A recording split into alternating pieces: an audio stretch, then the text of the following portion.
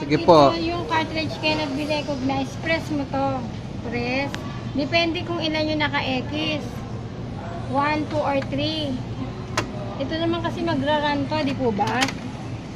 Ituturo niya kung ano yung cartridge na naka-X. Cyan, yellow, magenta, or black. Then press mo po siya. 1, 2, 3, or 4. Then panghuli na, dito na po yan pupunta. Kunyari kung 1, blue. Blue lang, blue. Pag magentang kulay, 3 One beses. lang, opo. No, isa lang rin. Eh, ba't sabi mo kayo na Kung 4? 4 na siyang hindi ma-recognize, 4 na beses. Oo. Kung isa lang po, isa. Alright. Ituturo niya is magenta. Then press mo pa siya another para magpunta siya dito. Ito po yung long press na kailangan. More than 10 seconds. Long press.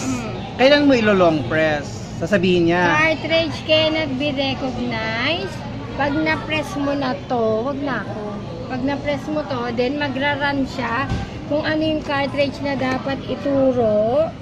Then press another this one. Then magra-run to dyan. Then ito yung kailangan mo ng long press. This one yung button na to. Okay.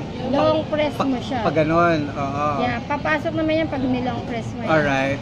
Then press mo na naman tong si red na mag-iilaw yan eh. Pupunta na yan doon. Alright. Okay. Pagka tawag niyo na lang po ako. Wala namang problema. Alright. Yun lang, no? Wala na. Thank you.